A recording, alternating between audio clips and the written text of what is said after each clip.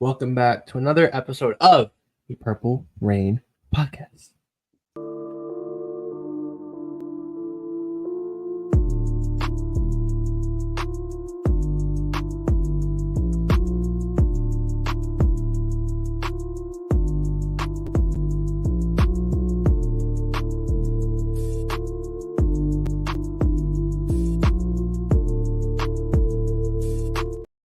Welcome back to the 189th episode of the Purple Rain Podcast. Obviously, the Mark Andrews edition, the Mark Clayton episode of the Purple Rain Podcast. But you can follow us on Instagram at the Purple Rain Podcast. You follow this guy on Instagram, on Twitter at Sutton Def. You follow me on Instagram at simplyas10.prod, on Twitter at simplyas10, and most importantly, our sponsor, Manscaped.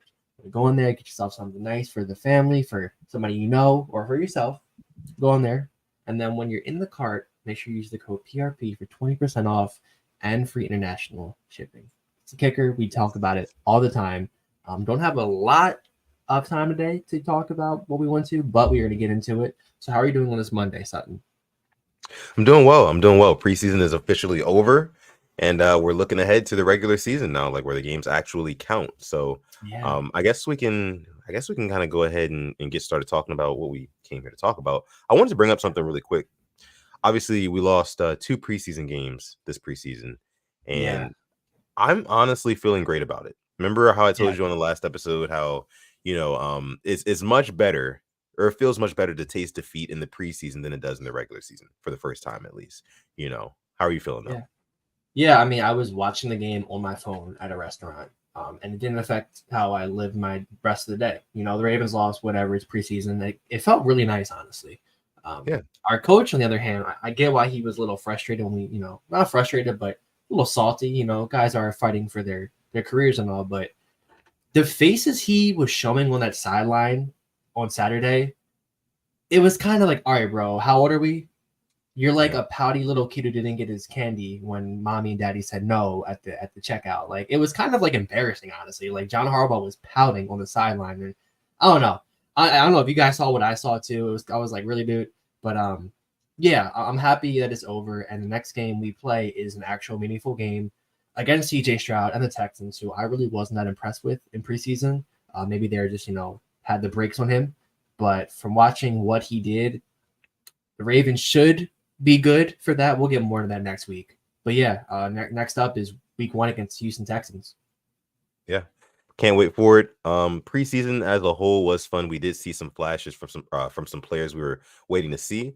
Zay Flowers was one of them.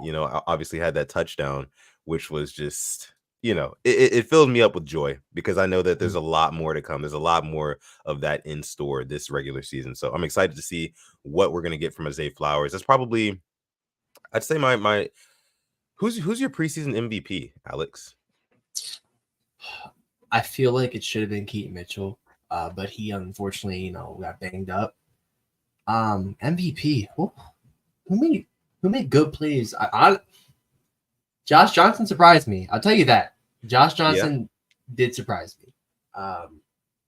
Maybe John Simpson. I mean, he secured that left guard position. Yeah. I mean, I think it's got to be Simpson for me. I mean, the fact that it was kind of a question mark, but it was really his to lose. But he really just took that left guard position and ran away with it. Yeah. Or Vokalek. Honestly. One of those. But, he had the 2 touchdown game. You're right. But no, I think I would probably lean John Simpson as well because that position was definitely up in the air, Somebody bringing up here, Ardarius Washington. That's actually a pretty good. That's a pretty good pick. Yeah, he had a couple good games there. But no, John Simpson definitely locking down that left guard spot. I mean, John Harbaugh's already announced that that's official. That's actually happening. So yeah, shout out to him. One other guy that I want to bring up from this last game. I'm glad we agree on the MVP. But from this last game, Dante Pettis Jr. 2 catches, 86 yards. And those 2 catches were extremely contested, high level stuff, man. So I know you were really big on him coming out of the draft, especially when we picked him up in UDFAs. What was your takeaway from Dante Pettis Jr.? I wonder what would happen if he didn't get hurt in college and he actually got drafted, because I thought he made plays that on a different team would make the roster. Unfortunately, the touchdowns weren't there, like Tylan Wallace. And Tylan Wallace has that special teams, background as well. So I think years prior, he's probably making the team, if I'm being honest. But this year, considering how deep we are, didn't make it. But I hope he's back in the practice squad. Him or Tariq Black, one of those two, I would like to see them back because I really thought Demus made a strong case, and he made enough plays. And for me, that contested catch over two people. Like, when was the last time we saw that? It was probably Rashad Bateman in 2021, if we're being honest. So that was good to see. But yeah, I mean,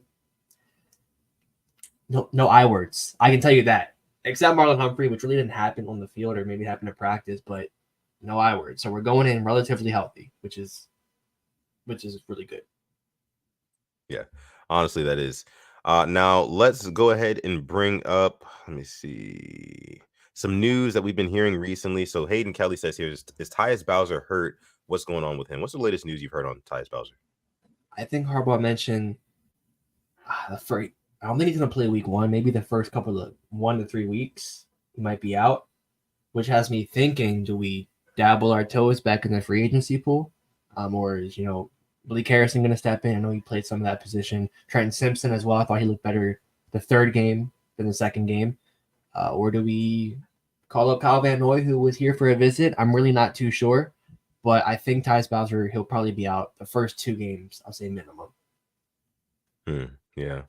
Tyus Bowser is definitely going to be one of those guys who we really need on that defensive end position because it's just not really looking too good right now with what we have. I mean, David Ojabo is a name that I want to bring up. Didn't have the best of preseasons. What was your takeaway from David Ojabo's preseason and kind of just the pass rush as a whole? Underwhelming, to say the least. I'm not going to try to put too much stock into it. I don't want to, because then if he has I would love to go back and see what people said about Jamar Chase that preseason in 2021 when he was dropping passes, when his practices were awful. And now look at him. He's a top 5, top 3 receiver. Hoping the same thing for Ojabo, but I didn't see what I was hoping for. But maybe, just maybe the Ravens were like, go and try something new. Go and try a new try a spin move that you're working on. Try this or that. So I hope week 1 he gets a sack, honestly, which is what he needs. Him and Elway just need a sack each and kind of just get it going. But did you see? I know you tweeted about it. How do you feel about Ojabo? I mean, like you said, I can't put too much stock into it, but it definitely does concern me. Like I want to see David Ojabo, especially with him playing, entire halves in the preseason. Like I would like to see him at least, get home against a second team offense, right? Or a third team offense. Like you would like to see something, some sort of pressures. I mean, we saw I think 1 QB pressure out of David Ojabo throughout the entire preseason. Just want to see more out of your, what would have been a first round pick, but then again, he's basically a rookie again this year. So we kind of have to be patient with his development. Only problem is we don't really have a whole lot of time for him to develop into kind of that game record that we're hoping him to be, so definitely hoping that he takes that next step forward, but we definitely need Tyus Bowser back. Another piece of news I want to touch on: Mark Andrews missed his 4th practice today. And I think Harbaugh came on the mic on the presser after practice and said that he's okay and that he should be back for week 1, right? Yeah, it shouldn't be an issue, and that's good to hear. But sometimes Harbaugh, can cap sometimes. But I'm hoping that he is good because he had a weird training camp, like between flipping off a ref, getting into an altercation, throwing down a commander.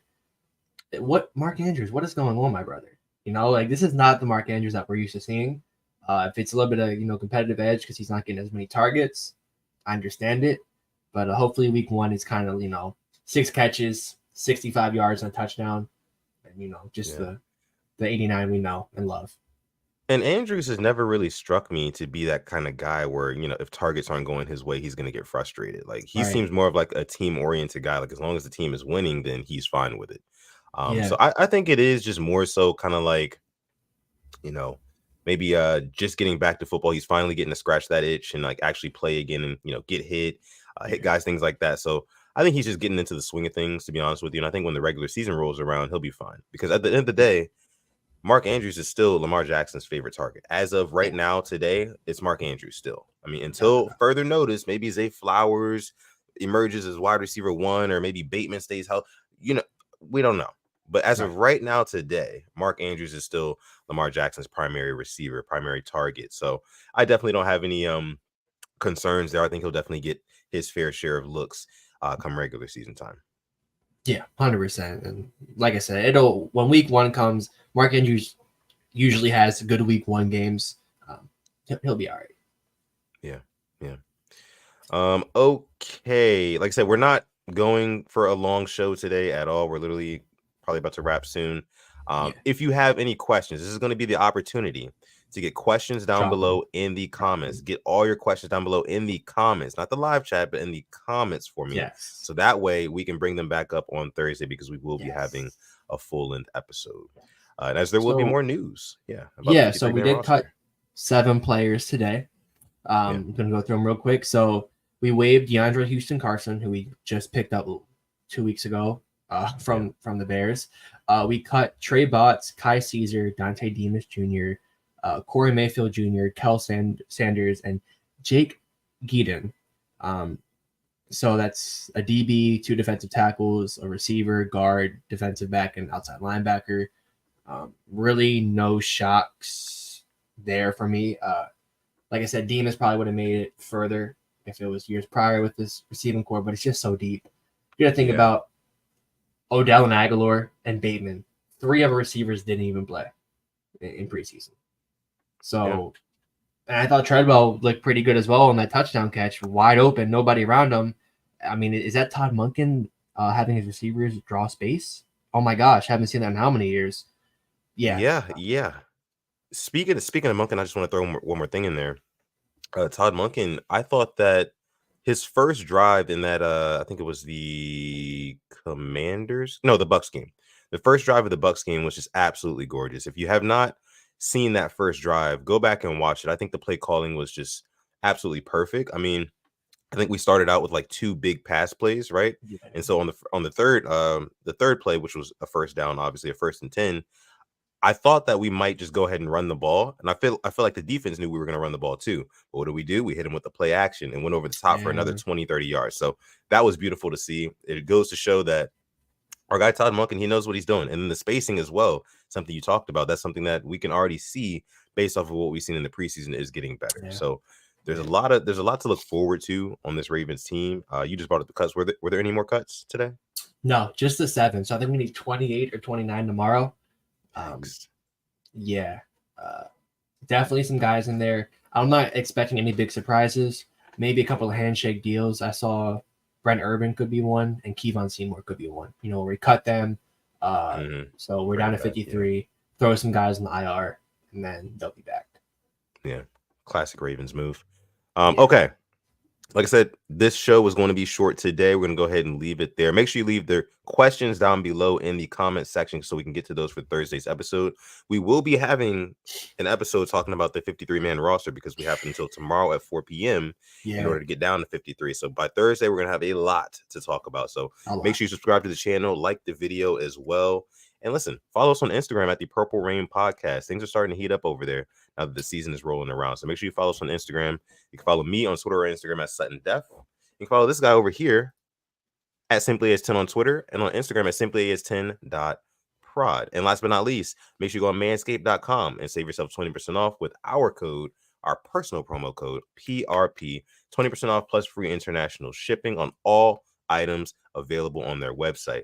With that being said, again, like the video. Love you guys. I'm going to let my guy Alex take us out.